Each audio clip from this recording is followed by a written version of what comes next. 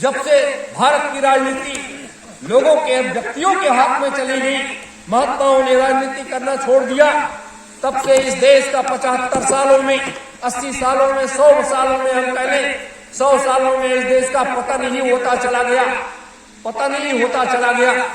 इसलिए जिस तरीके से हम हर नीति को मजबूती के साथ पकड़ते हैं, उसी तरीके से राजनीति को भी मजबूती के साथ पकड़ना होगा। और जब दोनों चीजें आप मजबूती के साथ पकड़ोगे, लोग आपके हाथ को हिला नहीं पाएंगे, झुका नहीं पाएंगे, आपको गिरा नहीं पाएंगे, तब आप एक नए बदलाव की तरफ आगे बढ़ोगे। ये कर्म का क्षेत्र है, रण क्षेत्र तो है, लेकिन ये कर्म का क्षेत्र है। और जो कर्मशील व्यक्ति होते हैं वो लोग इन क्षेत्रों में कूदते हैं। जैसे परम पूज्य स्वामी जी महाराज ने क्या किया, सन 52 से अगर उन्होंने शुरू किया तो 1997 तक धर्म नीति और राजनीति को बराबर पहिया घुमाया, बराबर चलाया, बराबर दौड़ाया और उसको रुकने नहीं दिया। लेकिन लोगों में जाति धर्म मजहब वाली लड़ाई आ गई, लोगों ने उस जगह स्वामी जी महाराज का साथ नहीं दिया। अगर साथ दिया होता तो आज ये स्थिति देश की या दुनिया की नहीं होती, एक दूसरा नया नजारा आता देश के सामने।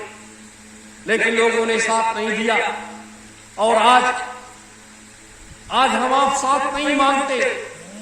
आज ये कहते हैं कि हमारे साथ कर्म के क्षेत्र में आप लोग उतर करके आओ, और जब कर्म के क्षेत्र में आप उतर करके आओगे, हम आपको ये व्यवस्थाएं देंगे। इस तरीके से हम देश और दुनिया को चलाना चाहते हैं और भारत को विश्व गुरु बनाना चाहते हैं।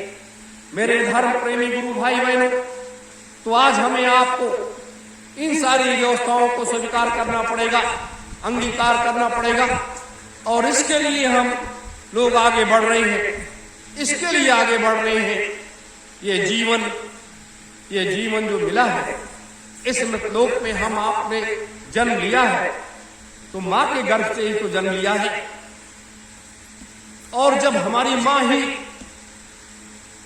हताश और निराश परेशान हो जाए, जिस मां का दूध पी करके हम आप इतने बड़े हुए, जिस मां ने हमें आपको लालन पालन किया, भरण पोषण किया और इतना बड़ा बनाया, और हम अपने मां के ऋण को ही ना उतार पाए, तो वो बेटा क्या कहा जाएगा, लायक या नालायक? ऐसे बेटे को तो नालायक ही कहा जाएगा। तो एक जन्म देने वाली मां, एक हमारी पृथ्वी माता, एक गौ माता और एक भारत माता, तो हमारी कितनी माताएं हुई? 4। जन्म देने वाली माता, पृथ्वी माता, गौ माता और भारत माता, 4 माताएं हैं। और 5वां कौन हुआ?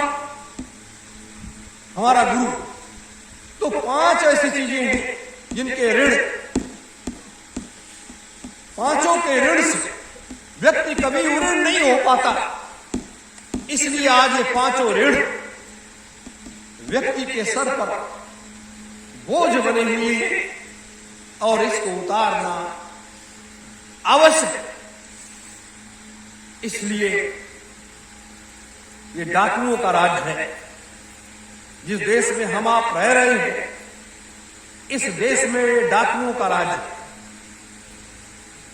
तो जब डाकुओं का राज्य है और इस तरीके से वो शोषण सब पर करते हैं, हमारी जन्म देने वाली मां पर भी शोषण करते हैं, हमारी इस पृथ्वी माता पर भी शोषण कर रहे हैं, अत्याचार कर रहे हैं, हमारे इस भारत माता के ऊपर भी अत्याचार कर रहे हैं, हमारी गौ माता पर भी अत्याचार कर रहे हैं, जिसका हम दूध पी करके इतने बड़े हुए, जो हमारे देश की ये सबसे बड़ी ताकत है।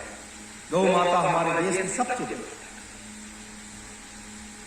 उसको, उस मां को काट काट करके उसके मांस को बेचना, उसकी हड्डियों को बेचना, उसके खून को बेचना, उसके चमड़े को बेचना, उसके चर्बी को बेचना, ये हमारे देश के राजा लोग कर रहे हैं। हमारे देश की केंद्र और प्रदेश की सरकारें कर रही हैं। पूरे देश ये बूचड़खाने बड़े पैमाने पर चल रहे हैं। इनकी व्यवस्था की कोई, इनके पास कोई व्यवस्था नहीं है।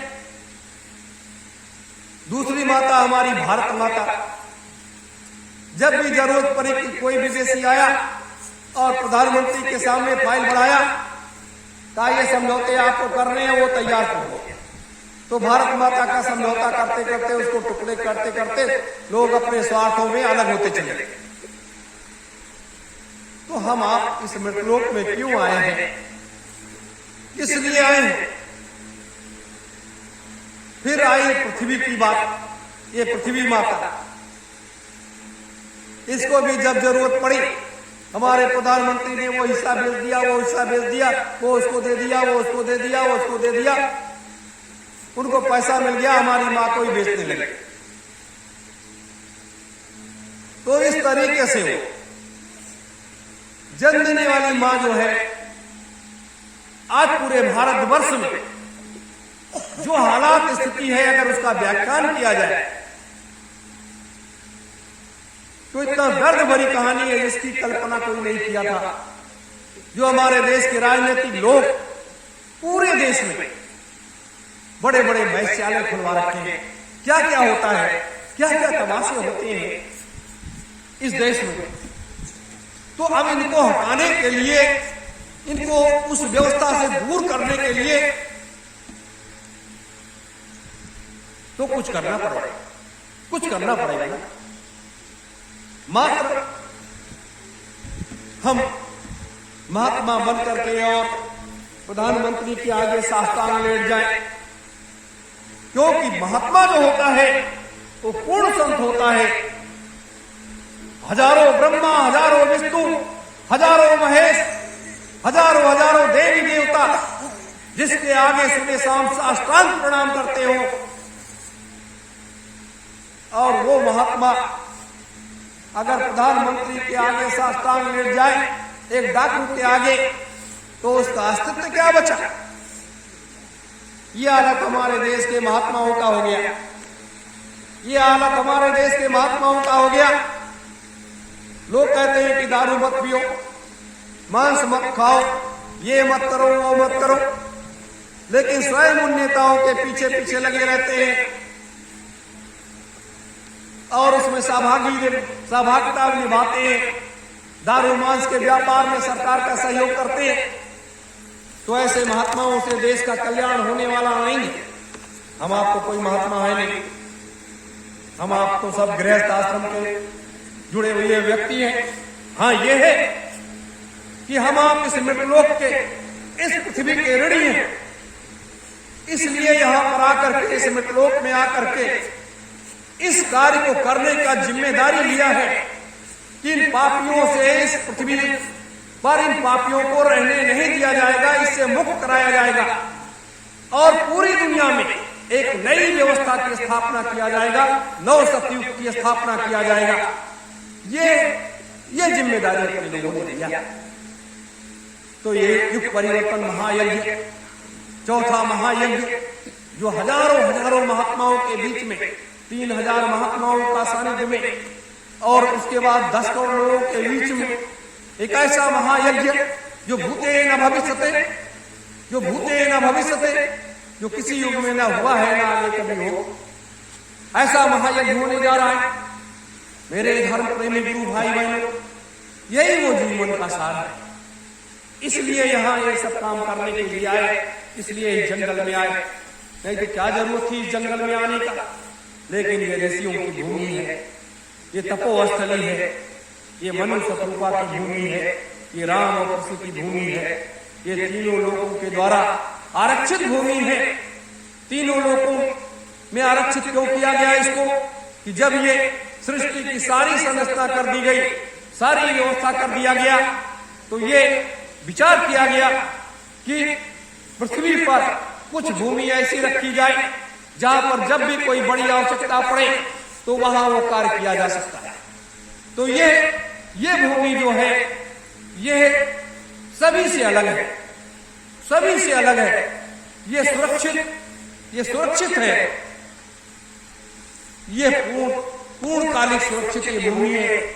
इसलिए यहां ये 88,000 ऋषियों ने भी महायज्ञ किया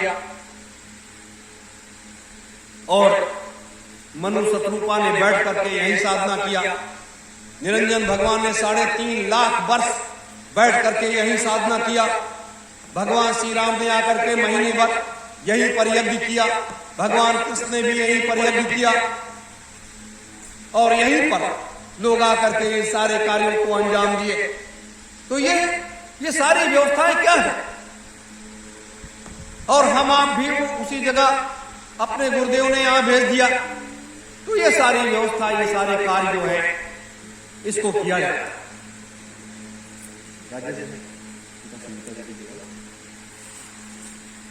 ये सारी व्यवस्था किया जाता है क्योंकि कदम आप पीछे हटाओगे आप या कोई और आएगा, कोई दूसरा तीसरा आएगा। यह ब्रह्मा विष्णु महेश की वो नगरी है, ये निरंजन भगवान की वो नगरी है जिस निरंजन को लोग काल पुरुष कहते हैं। निरंजन काल पुरुष तो है ही नहीं। निरंजन काल पुरुष इसलिए नहीं है, काल किसे कहा जाता है लोग जानते ही नहीं। निरंजन भगवान ने सिर्फ एक बात पर कि जब तक हम अपने पिता का दर्शन नहीं कर लेंगे तब तक हम यहाँ इस मृतलोक की जिम्मेदारी नहीं संभालेंगे, ये उनका एक शब्द था, ये उनकी एक बात थी। और उसके लिए उन्होंने 8.5 लाख वर्ष साधना किया अपने पिता को दर्शन करने के लिए। 8.5 लाख वर्ष साधना करने के बाद तब वो परम पुरुष, सतपुरुष जिसको हम कहते हैं, परम पिता को इस मृतलोक में उतार करके वो लाए इस मृतलोक में। मेरे धर्म प्रेमी गुरु भाई बहन, नहीं तो पहली बार परम पूज्य स्वामी जी महाराज जिनको हम कहते हैं, बाबा जय गुरुदेव को कहते हैं, वो तो अनामी महाप्रभु है। वो तो सतलोक से चल करके पहली बार इस मृतलोक में आए। सृष्टि की संरचना होने के बाद पहली बार इस मृतलोक में वो आए और यहाँ आकर के उन्होंने यहाँ की सारी व्यवस्था को जब देखा, जब वो किया तो देखा तो यहाँ तो बहुत बड़ी गड़बड़ी है। तो इस गड़बड़ी को समाप्त करने के लिए वो अपने कामों में लग गए। इसलिए 2,03,000 वर्ष की व्यवस्था है किसी के दम। कोई एक दिन की व्यवस्था के बारे में नहीं कह सकता। और 2,03,000 वर्ष की व्यवस्था, 3,000 वर्ष के लिए सतयुग के राज्य को लाने की व्यवस्था और 2 लाख वर्ष के लिए संतयुग की व्यवस्था, यानी 2,03,000 वर्ष की व्यवस्था को स्थापित करने के लिए वो अपने काम में लग गए कि 2,03,000 वर्ष तक इस मृतलोक में कोई गड़बड़ी नहीं होगी। अभी द्वापर कृष्ण को गए कितना दिन हुआ? 5,300 कुछ वर्ष हुआ। इतने सालों में इतनी बड़ी गड़बड़ी फैल गई, इतना बड़ा मामला हो गया। तो आज आगे क्या होगा, कैसे होगा, ये तो आगे निर्भर करता है। मेरे धर्म प्रेमी गुरु भाई बहनों, इसलिए आप सब लोग एक नए लक्ष्य की तरफ, नए कदम की तरफ, नई व्यवस्था की तरफ आगे बढ़ने का हर संभव प्रयास करिए। और 1 साल के अंदर 1 लाख सुभाष सैनिक, वर्दीधारी सैनिक तैयार करने हैं। ये मजबूती के साथ अपने लोगों को तैयार करना है। लगातार कार्यक्रमों का आयोजन पूरे देश विदेश में चालू किया जाएगा, जिससे ये संदेश जन जन के बीच में जाए।